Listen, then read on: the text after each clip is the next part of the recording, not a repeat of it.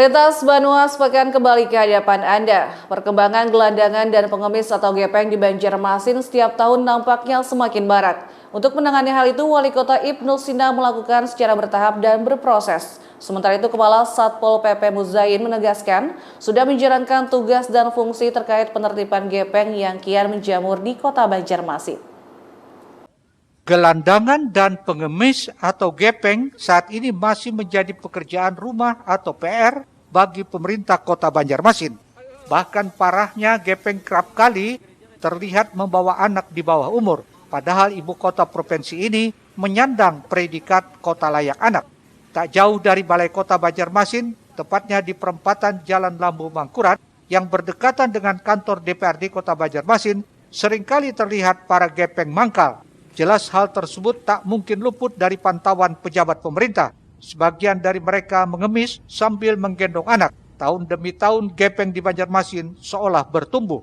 Lantas apa tanggapan Wali Kota Banjarmasin Ibnu Sina terkait permasalahan lama tersebut? Menurut Ibnu Sina, saat ditemui di gedung DPRD Banjarmasin usai paripurna beberapa waktu lalu, itu harus ditindak. Permasalahan ini bukan tidak ditangani, tapi dalam proses dan semuanya bertahap. Pembinaan kepada yang bersangkutan, penegakan hukum, ya kemudian juga nanti kalau ada eksploitasi terhadap anak, ya itu harus ditindaklanjuti oleh aparat hukum. Persoalan ini bukan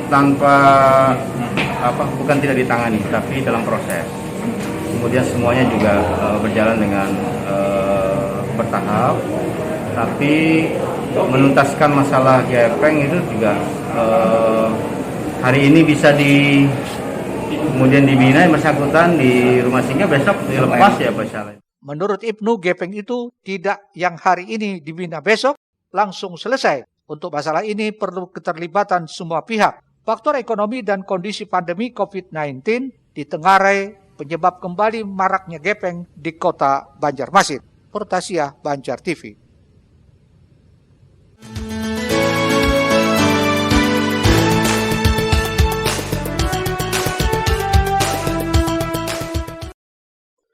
Kepala Satpol PP Kota Banjarmasin Ahmad Mujain menegaskan telah bertindak sesuai tugas dan fungsi mereka. Menurutnya penindakan terhadap gelandangan dan pengemis yang membawa anak-anak perlu melibatkan dinas terkait. Dalam hal ini salah satunya dinas sosial. Dalam beberapa kali kegiatan, pihaknya menemukan di beberapa persimpangan jalan. Untuk itu pihaknya juga berkoordinasi dengan dinas lainnya seperti dinas sosial dan dinas perlindungan anak. Yang juga di dalam beberapa kegiatan razia di PSK itu juga ada anak umur. Nah, pada kesempatan tersebut dalam kegiatan kami senantiasa berkoordinasi dengan dinas terkait, dalam hal ini di P3A untuk kegiatan lanjutannya dalam hal pembinaan maupun tindakan-tindakan yang lebih jauh lagi, sehingga walaupun memang di dalam kenyataannya memang masih ada, tapi kita terus akan coba benahi ini, perbaiki ini dengan berkoordinasi dengan dinas terkait lainnya.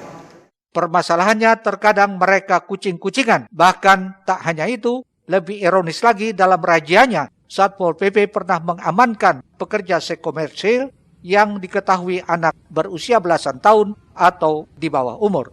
Risna, Banjar TV. Selanjutnya, Dinas Perindustrian dan Perdagangan tahun 2022 ini akan merenovasi Pasar Batua menggunakan sumber dana dari pemerintah pusat melalui Kementerian Perdagangan RI. Sementara itu, berdasarkan data Dinas Perdagangan dan Perindustrian, ada sekitar 150 pedagang yang menjalankan usahanya di pasar tersebut. Maka sesuai detail Engineering Design, renovasi bangunan hanya untuk satu lantai. Pasar Batuah yang terletak di Jalan Veteran merupakan salah satu pasar tradisional milik pemerintah Kota Banjarmasin. Data Dinas Perdagangan dan Perindustrian memperlihatkan ada sekitar 150-an pedagang saat ini menjalankan usahanya atau berjualan di Pasar Batuah. Dijelaskan Tesar, renovasi Pasar Batuah tersebut akan disesuaikan dengan anggaran yang tersedia. Semua pedagang dalam mendapatkan kios akan terakomodir. Sesuai Detail Engineering Design atau DED, renovasi Pasar Batuah direncanakan hanya untuk 1 lantai. Ditambahkannya, menyusul renovasi Pasar Batuah tersebut, pihaknya akan menata kios atau tempat berjualan pedagang dibagi per blok, seperti blok untuk pedagang buah, sayuran, ikan, konveksi, serta untuk blok pedagang kelontongan. Saat ini dinas yang dipimpinnya sedang mempersiapkan jadwal untuk sosialisasi kepada pedagang terkait rencana renovasi pasar tersebut. Disebutkannya pula dari survei, ternyata kios Pasar Batuah selama ini selain dijadikan tempat berjualan, juga berfungsi sebagai tempat tinggal. Rencana kita menggunakan prototipe dari Kemendak RI, walaupun dari Kemendak sudah tidak mewajibkan lagi untuk menggunakan prototipe, disesuaikan dengan luas lahan dan juga jumlah pedagang yang ada. Tapi kita buat seperti itu karena memang saat ini Banjarmasin kayaknya belum memerlukan pasar yang bertingkat untuk pasar rakyat. Jadi 1 lantai saja, di bawah saja, terus pakai kayak hanggar gitu. Kepada penghuni di situ mudah-mudahan bisa dengan buka hati, dengan ikhlas untuk bisa menyesuaikan, karena kita ingin melakukan pembangunan di lahan bersih. Kita sudah lakukan komunikasi dengan pihak kecamatan, kelurahan, juga dari kepolisian dan TNI juga akan kita lakukan komunikasi. OPP sudah kita lakukan komunikasi. Mudah-mudahan nanti dengan tim yang ada ini kita turun ke lapangan sama-sama untuk melakukan sosialisasi kepada masyarakat. Menyinggung tempat relokasi atau penampungan sementara, Tezar masih belum bisa memastikan. Yang jelas tempat relokasi diharapkan tak jauh dari lokasi Pasar Batuah. Risna, Banjar TV.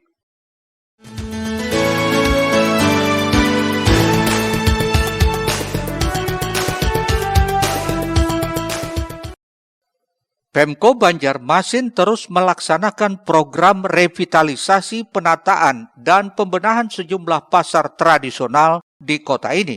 Kepala Dinas Perdagangan dan Perindustrian Kota Banjarmasin, Ihrom Moftijar, saat di gedung DPRD Kota beberapa waktu lalu menyebut renovasi pasar tradisional berlokasi di kawasan Jalan Veteran direalisasikan pada tahun 2022. Adapun rencana renovasi Pasar Batuah dianggarkan sebesar 3,5 miliar rupiah bersumber dari bantuan pemerintah pusat melalui Kementerian Perdagangan RI. Untuk yang separuhnya dengan menggunakan dana TP itu sudah keluar 3,5 miliar. Nah, jadi sekitar 90 juta itu untuk administrasi, 3,4 untuk fisik bangunan. Tapi nanti mungkin akan ada tambahan dari APBD. Karena memang dari dana TP itu tidak semuanya bisa memenuhi jumlah kios atau bak kering, bak basah yang kita perlukan. Kita namanya pemerintah ini kan memberikan pelayanan kepada masyarakat. Pemerintah memiliki kewajiban untuk memberikan layanan pasar rakyat yang baik untuk masyarakat, yang representatif untuk masyarakat. Makanya kita pun perlu juga melakukan komunikasi dan koordinasi ke kementerian. Mudah-mudahan kita terus mendapatkan anggaran untuk perbaikan-perbaikan pasar rakyat kita.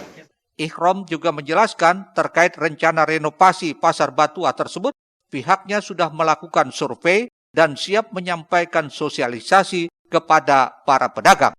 Murtasiah, Banjar TV. Selanjutnya, seiring turunnya level PPKM di wilayah ini serta meladanya kasus COVID-19, pembelajaran tatap muka terbatas sudah diberlakukan 100% oleh sekolah-sekolah di bawah naungan Dinas Pendidikan Kalsel. Mekanismenya mengacu pada SKB 4 Menteri yang baru tentang penyelenggaraan pembelajaran di masa pandemi COVID-19. Di samping itu, pemerintah Kota Banjarmasin melalui Dinas Pendidikan telah memperbolehkan untuk kembali menggelar pembelajaran tatap muka secara normal, namun dihimbau tetap menjaga protokol kesehatan ketat.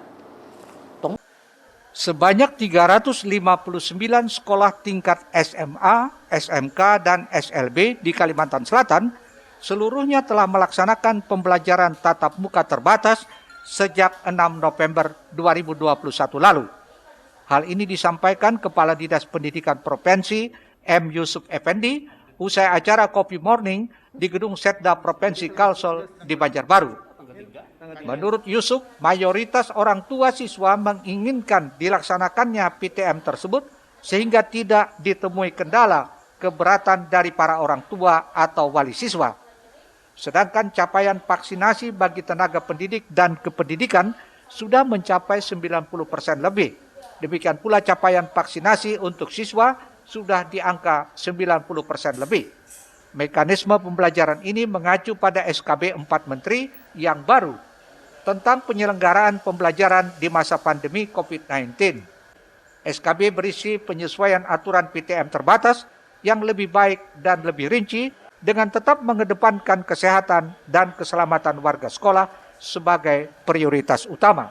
Ya, 100% maksudnya pembelajaran tatap muka kan? Tatap muka nih Pak. Kan tetap harus mengikuti prokes kesehatan yang Nah, jangan sampai misalnya sekolah itu terjadi klaster baru, jangan sampai anak terpapar. Jadi harus senantiasa protokol kesehatan harus dijalankan. Tapi ini nanti dievaluasi lagi lah Pak? Setiap saat evaluasi. Setiap minggu atau setiap bulan? Tugas pengawas pembinaan. Pada gelombang pertama ada 30 sekolah piloting yang sukses melaksanakan PTM terbatas. Kesuksesan ini kemudian disusul dengan dibukanya PTM terbatas oleh sekolah lainnya di lingkup Dinas Pendidikan Kalsel dengan memenuhi sejumlah persyaratan yang telah ditentukan. Ahmad Ramadhani, Banjar TV.